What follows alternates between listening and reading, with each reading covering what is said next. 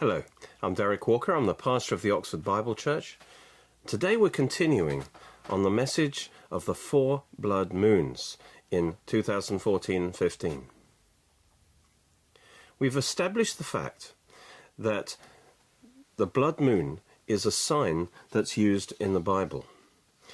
And in the context of Joel's prophecy and in Acts chapter 2, we're told that the moon will be turned to blood and the sun to darkness before the great and awesome day of the Lord. And that's talking about what happened on the day of the cross. The sun was turned to darkness and the moon was turned to blood. There was a lunar eclipse on April the 1st in AD 33, visible from Jerusalem. And these signs will be fulfilled again just before the second coming of the Lord, the great and manifest day of the Lord. In the first coming, the great and manifest day of the Lord was his resurrection, when he appeared in glory, risen from the dead. And just before that were these signs in the heavens. Likewise, just before the Lord appears in glory at his second coming, there will be these signs in the heavens again. But the fact that that will happen, that the moon turned to blood, is a sign used by God, does give some credence to the idea that God may be speaking through these 4 blood moons that are coming up in 2014, 2015. If we see on our chart, on April the 15th of 2014, there was a blood moon at Passover. And then on October the 8th, Sukkot, or Tabernacles, of 2014 is a blood moon.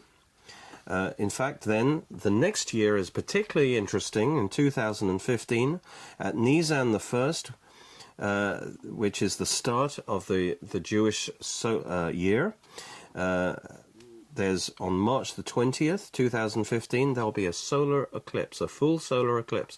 And this is also at the equinox. And then at Passover on April the 4th, 2015, there'll be a blood moon. And then at the Feast of Trumpets, there'll be another solar eclipse on September the 13th of 2015. And then at Sukkot, at Tabernacles, in 2015, September the 28th, there will be a full moon, a blood moon. And then, interestingly as well, Yom Kippur, the Day of Atonement, on that year, which is September the 23rd, 2015, we talked about the fact that that will be the first Jubilee. The Jubilee year will start at that moment. Jubilee will be announced.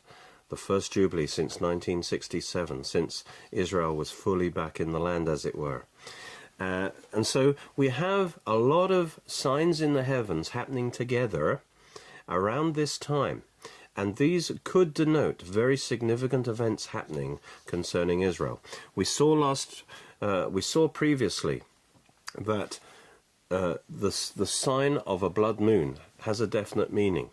The moon represents God's people, because God's people are reflectors of the sunlight. If the sun represents the Lord in his glory, then the moon represents the God's people, often Israel, because we are to be his witnesses. We are to glorify him. We are to take his light and shine it.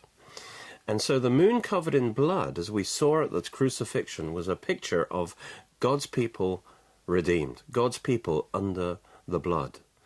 And so this speaks of the fact of a divine intervention on behalf of God's people, perhaps God's people under oppression, under attack, but God intervenes, and God, through his redemption, which is always based on blood, he redeems them and sets them free. And that's the meaning of a blood moon. And so we have coming up, or at this time, 4 blood moons. What does that mean? A blood moon is when the moon appears to be blood red. This always happens at the time of a full moon eclipse of the moon, when it's full. You always get a blood moon. You also get a blood moon if, under other circumstances, when it's even just a partial eclipse, and circumstances such as a lot of dust in the air, and especially if the moon is near the horizon when it appears, then often it will appear blood red then too. And so a blood moon from antiquity represents an eclipse of the moon when the Earth's shadow is cast across the moon and makes it appear blood red. What we have in particular, now this is a natural sign and it happens regularly, but what is unusual is the fact that we have 4 blood moons in a row over 2014 and 2015. And not just that, but they are on the main feast days of the Lord. And the feast days are very significant because God usually works according to the feast days. The major interventions of God are often on his feast days. And so when we've got these signs aligned with the feast days in such a way that this could be God announcing something major is going to happen in this time. And so we need to be ready for that. Now, one confirmation that something significant is happening here is to see when these tetrads happened before. And it's quite a rare occurrence. Sometimes you can go for 500 years and this never happened.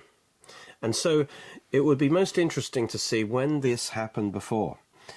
And in fact, amazingly, the last 3 times this has happened, in each case, these are major dates when something important happened relative to Israel. In each case, Israel was under great attack. But in each case, through a divine intervention, God turned it around so that Israel had more land, had a better place to be than they had before.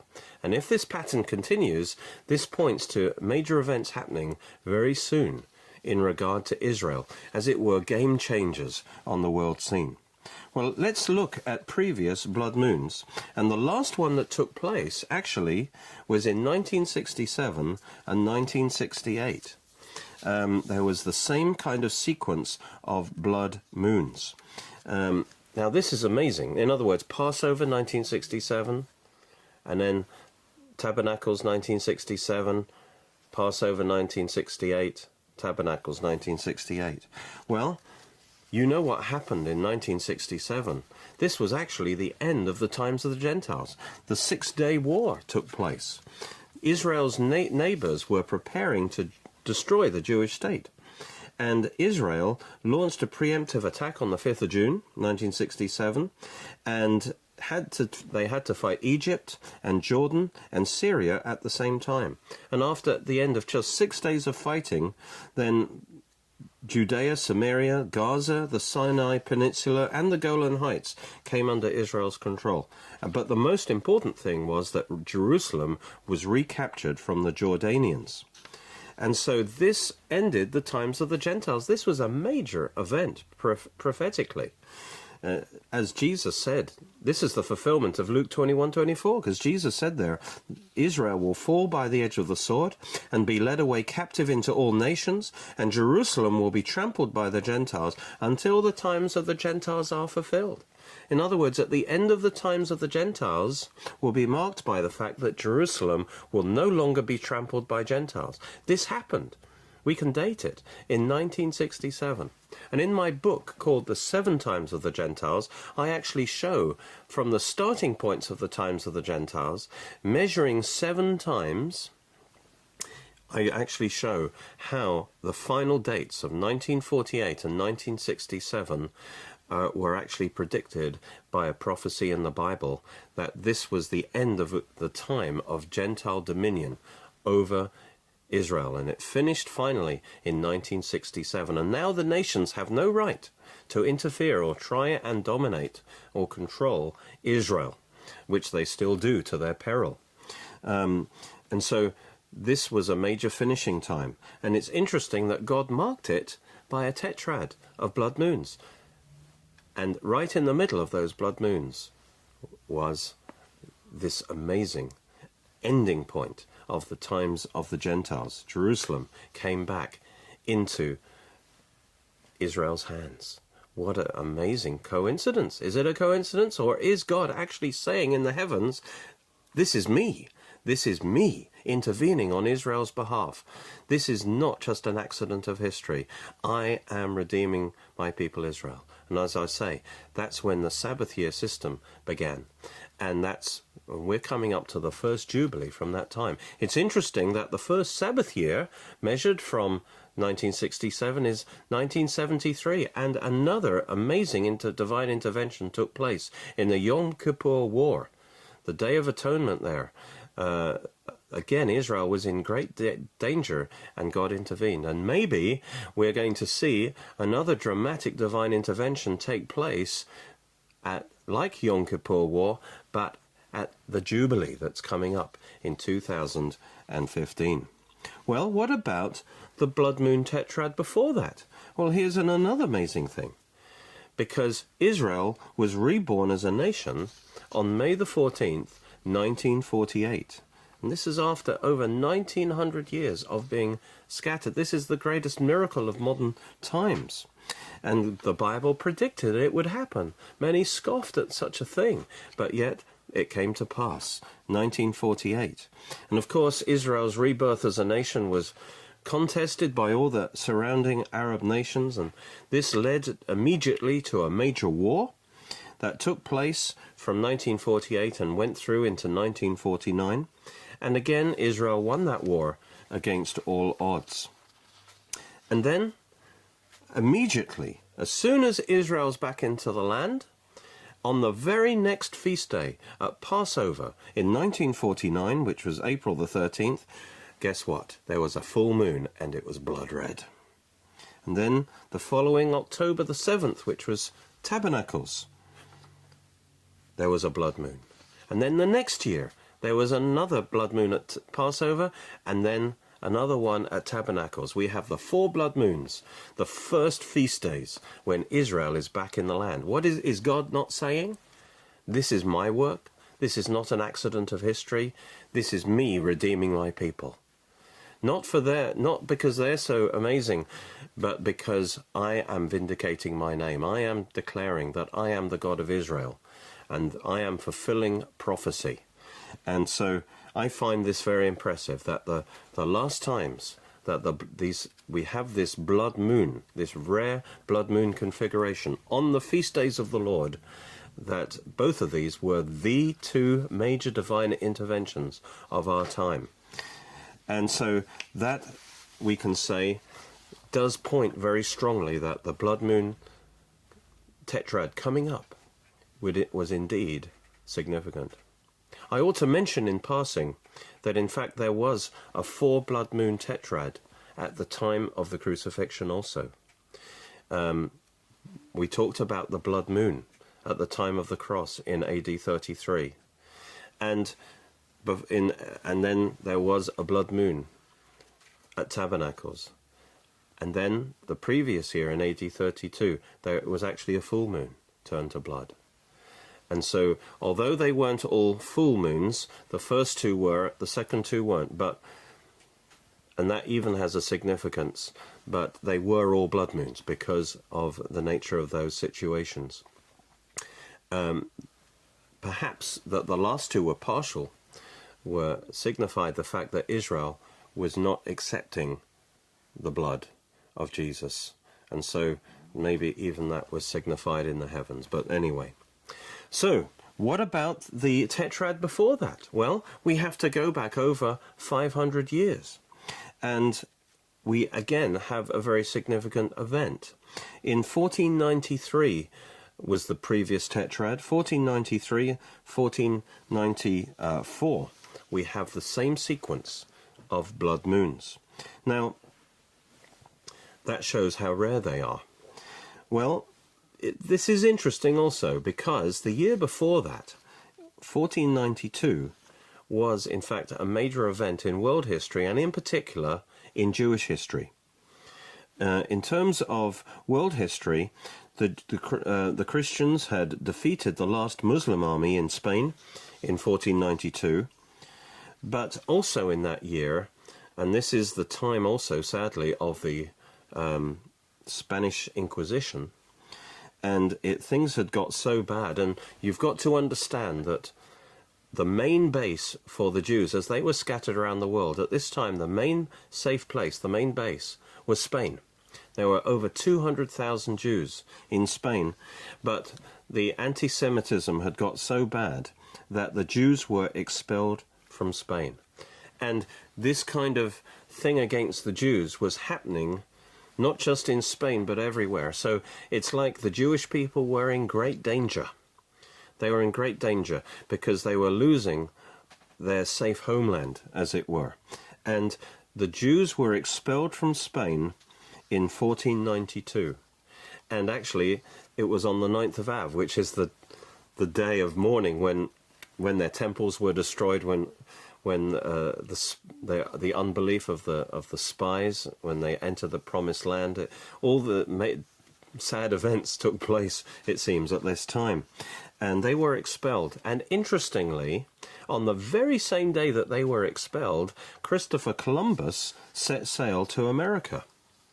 And Christopher Columbus, the evidence seems to be clear that Christopher Columbus was a secret Jew. He was Jewish. And some of the financing for his trip was actually from Jewish businessmen.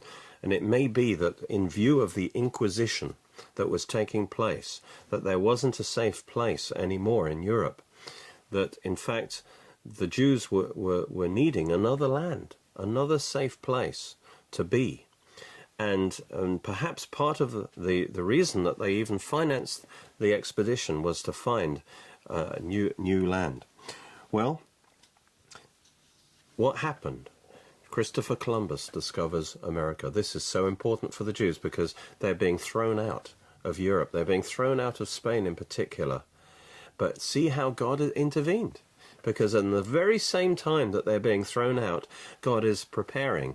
Even on the same day, God is finding a new homeland for them. And of course, the United States of America at this point becomes the major place for the Jewish people to be for the next 500 years. And of course, the relationship between America and Israel has been so important for Israel, and that's one of the provisions God has made for Israel, is that. And America's blessing is very much tied to her relationship with Israel. And if she turns against Israel, that will bring tremendous curse upon America. But America has been blessed to a great degree because of her blessing the Jews. And so this all happened in 1492, and Columbus discovers America, and immediately after that, there was a tetrad. In 1493, 1494, there was a tetrad of blood moons. And I find that very significant. And 200,000 Jews were evicted from Spain. But God had made a way so that as a result of his intervention, just as in 1948 and 1967, when it seems like they were under threat almost of extinction, yet God turned it around so that they had more land afterwards and better land afterwards. And so they ended up in a better place in America, and they were able to grow and flourish in that place. So God made provision even in that time of great danger. Now, some people object to the blood moons as signs, and I've read the different objections. One of the objections is that in the case of Columbus, the tetrad happened after the main event, and therefore what good is that as a sign? Well, for a start, a sign does not have to be before an event. Let me explain that. There are different kinds of signs. Signs have different purposes. Now, if something's a warning sign, then of course it must be before the event.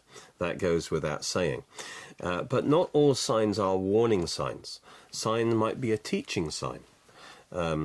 We saw on the day of Pentecost, the sun turned to darkness and the moon to blood was before the great awesome day of the Lord. So that in a way was a preparatory sign. But the outpouring of the Spirit took place 7 weeks after the main event. And so Peter on the day of Pentecost was preaching from the fact that the Spirit had been poured out and saying, look, that is a sign that confirms the resurrection of Christ, the great and manifest day of the Lord. So a sign might come after the event. The important thing is that the sign, the visual sign, is connected to the event in a clear way.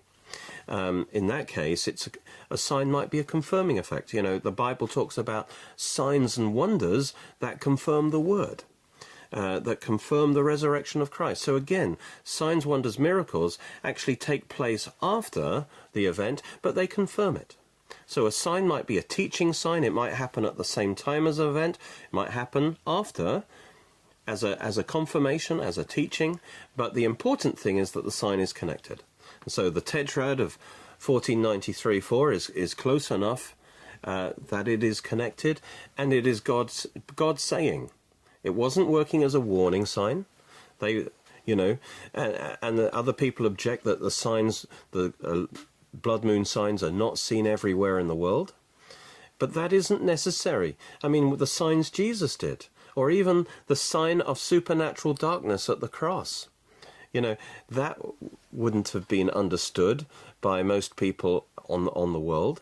And yet the blood moon that was seen from Jerusalem, that wouldn't have been seen by everyone. Not everyone would have known at that time. Does that invalidate the sign? Or the signs that Jesus did in his ministry, does that invalidate the sign, the fact that most people wouldn't be aware of it? No, because the sign may happen and be understood by a relatively small number of people, but then the word of that sign can go out to many, many people. So if you're going to invalidate signs because not everyone around the world can see that sign in that moment, then you'd have to invalidate all signs. No, the way God works is he reveals himself in a specific situation to a specific group of people, and then the word of that goes out. But the important thing is that the sign is connected to an event in such a way that then an increasing number of people can see it. So the fact that these signs happened, we know that they happened because of astronomy. I believe that the purpose of these different tetrads, even if they weren't fully understood at the time, their purpose is for us in the end-time generation, that we understand the signs that the Lord is coming soon. And we can look back and we can see that God spoke in the sky and said, this is my work. I did it in 1948. I did it in 1967. I did it, and it's fair enough that they did not function as warning signs in those previous times. But the sign in 2014, 2015, because of the knowledge we have now, this tetrad is functioning as a warning sign. And it is telling us, now that we have the knowledge from those other signs, that this tetrad now is functioning as a warning sign. That's why we're talking about it before the event happens, because this sign, together with the previous tetrads, is confirming that, in fact, something major is going to happen. Why does God give us a warning sign? So that we'll be ready. All right. Well, what about tetrads previous to that? Well, you can find connections with previous tetrads in church history, particularly regarding the turning back of Islamic invasions. But I don't have time to go into that, but I have written a book on this subject. I want to just complete with maybe a bit of a speculation. What might happen in 2015? And I want to just share with you my speculation, if you like, based on the Bible of what might happen. And I believe that the prophecy in Ezekiel 38 and 39 may well be what happens. And I've done a separate book on this called The Imminent Invasion of Israel, and a DVD as well. And so what is described here is a massive invasion from Russia, from Iran, from Turkey and other Muslim nations, mostly from the north. They invade Israel. The reason they do that is for spoil. And it's interesting that oil has been found just off the coast of Israel. There's a prophecy about this in Deuteronomy 33:24. It says, Asher is the most blessed of sons. Let him be favored by his brothers. Let him dip his foot in oil. And actually the tribe of Asher is shaped like a leg with a foot sticking out into the Mediterranean. And guess where they have found oil and gas, massive oil and gas fields. Israel now is very energy rich for the first time, and they found it just where Asher's foot is dipped into the sea. And it says that this invasion, that God will bring down Gog as the ruler of this coalition, will invade Israel, and their real motivation will be spoil, will be that financial wealth, the control of the energy market. And then it describes how God will intervene in power. What I think might happen is that Israel will find it necessary to attack Iran and take out her nuclear facility. That will become the catalyst then, the excuse that's needed by Russia to lead this coalition, to invade Israel, and then God's going to step in, not Israel. Israel's overwhelmed, but God's going to make a divine intervention and destroy those invading armies. And it says, as a result, great awe will cover the world, and God's name will be glorified in the earth, and all the nations will realize that the God of the Bible is alive. And that will be our greatest opportunity to preach the gospel and to tell them that the Bible is true. And so the great things are about to happen. Be ready.